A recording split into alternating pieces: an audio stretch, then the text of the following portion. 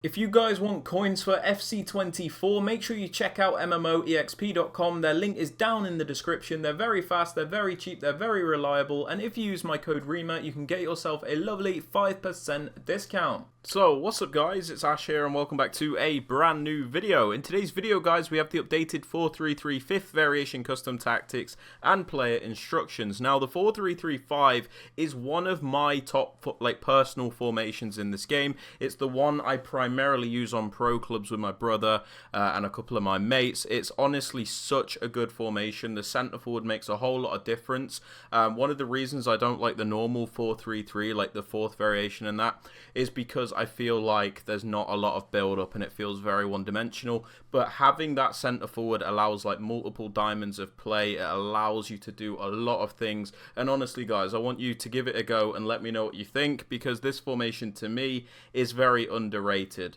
But yeah, with all that aside guys, please be sure to drop this a thumbs up, as it does really help me out with the YouTube search algorithm. Sub to the channel if you are new, and don't forget to turn on those notifications. And with all that aside guys, let's get right into today's video. Okay then guys, so starting off with the custom tactics for the 4-3-3-5.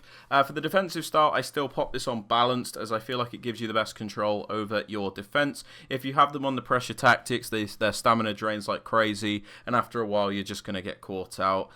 So I prefer balanced, as I feel like, you know, for the majority of the game it will do you much better than any pressure tactic. For the defensive width guys, I pop this on 40. I would advise anywhere between 40 and 50, as you get a nice narrow and compact defense to block out all those attacks through the middle. The reason it's important to not go any lower with the width though is because it's still important to maintain some of the natural width to the defense to cover those wider areas in case an opponent goes down the wing, or if they keep switching the play, that kind of thing. You don't want to be caught out by being too narrow. Now for the depth guys, you can pretty much use whatever you want, but one thing I have actually been using with this formation, which I don't normally use anymore, is 71 depth. Now the reason 71 depth is really cool with this formation, in my opinion, is because it allows you to press up really high and win the ball back. And because of the way the team is set up with like the wingers and the centre forward, you know, the centre forward's like quite close to those two centre mids, for example, and then you've got the wide players. When you win that ball back higher up the pitch, it is so easy to break your opponent down and like quickly attack them. I think it's honestly amazing. So although I don't usually use 71 depth, I've really enjoyed it with this formation. That being said, if you want to lower this, that is absolutely fine. You can pretty much use whatever you want. Now for the build-up play guys, I pop this on balanced, as I think it is the most varied and I think it is the most fluid way to build up. Regardless of the play style you like to use, whether it's slow build-up or fast build-up, I don't advise using these settings as they don't really work correctly. Your players just move like a bunch of idiots, so balanced is just the way to go in my opinion, regardless of the way that you play. Now, for the chance creation guys, I highly advise direct passing, as it is by far the most meta way to create chances in FC24. When you use direct passing guys, your attackers will, they'll make these runs, and then the defenders will follow your attackers that are making the runs. Once your attacker has made that run and the defenders obviously followed them, once that defender has overcommitted, your attacker will track back, so then there is a big gap between that defender and the attacker, meaning you can cut back to them or just pass to the side, something like that. So it's very, very basic, very one-dimensional, but it works very well in this game, and it's the only way to consistently break down those Park Bus AI defenses. Now for the attacking width, you can pretty much use what you want. If you want to make this more narrow, you can. You know, you don't have to use a specific width. I like 55 because it keeps your wingers, especially like in that nice area where they're not really far out wide, like on the sidelines, but they're not also too narrow. They're sat in that really nice position where they can go out wide or they can make the inverted run. So I like it. You guys can change this as you please. For the players in the box guys, I pop this on 6 as always, because I think it gives you the best middle ground. You know, you get a few players into that penalty area to finish off those chances, but you don't overcommit to the point where if you lose out on possession, you're always going to get counter-attacked. For the corners and the free kicks, you can pretty much do what you want again, but I just have them on 1 for the same reason as the players in the box, where, you know, you can still cross it in if you want, but you're not going to get counter-attacked if you lose the ball. Now, moving on to the player instructions, guys. On this centre forward, we still keep them on stay central and get in behind. Now, we keep them on stay central because we don't need them drifting out into the wider areas We've got wingers in the formation. They cover the wider spaces more than enough, so we don't need this player out there. It's important to keep them in the middle, as a lot of the play will go through this centre forward, so you want them to be in the middle so they can be relied upon.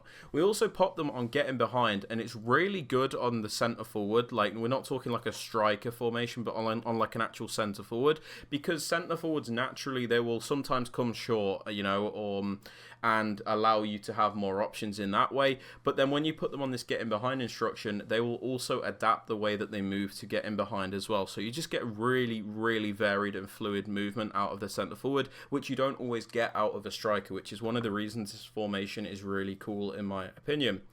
Now, for the wingers, guys, we pop them on, come back on defence, cut inside, and get in behind. That's all I pop them on. You can pop them on, get into the box across as well if you like. But we put them on, come back on defence, just to make sure that it is, you know, defensively sound. If you want to be meta, if you want to win games, you know, especially against those higher level players, this comeback on defense is necessary because it will, you know, make it defend in that 4-man midfield shape.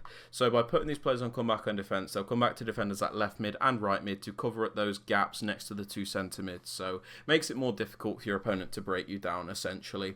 We also pop them on cut inside because it means they start their runs out wider, and then they'll make those transitional runs into the more narrow areas to, you know, help create chances in that way. It's a really good AI movement that I like. You guys might not like it, so if you want balance width, that is fine. But for me, I love that cut inside instruction because sometimes this striker or centre forward will hold up the ball, and then these wingers will make like inverted runs, and you can just play them in like that. So I really like it. We also have them on getting behind, so obviously they do utilise their pace to get in behind those defensive lines. We don't want them to be static, especially, you know, when they're wingers. Now, moving on to the left centre mid, guys, I use like an attacking centre mid, so someone like Rolfo. And what I actually do on this player is pop them on get forward, stay on the edge of the box across, and cover centre. Now, because they are attacking, I do pop them on get forward. You know, we want them to contribute.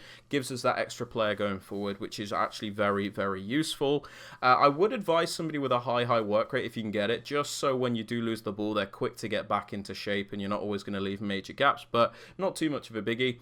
I'll actually like them on stay on the edge of the box across as well, because, you know, if you get into the penalty area with, let's say, the centre forward and you take a shot, or, you know, your opponent tackles you or tries to play it out, you've got this player on the edge of the box across to sweep it up and then go again kind of thing. So I like having this player there. You guys might just want to put them on the full commit, which is absolutely fine.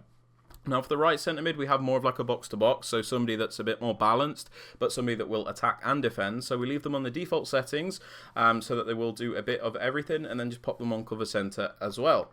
Now, for the CDM guys, we pop them on cut passing lanes, stay back while attacking, and cover centre. Stay back while attacking is very useful because they are the more defensive player. We don't want them flying forward.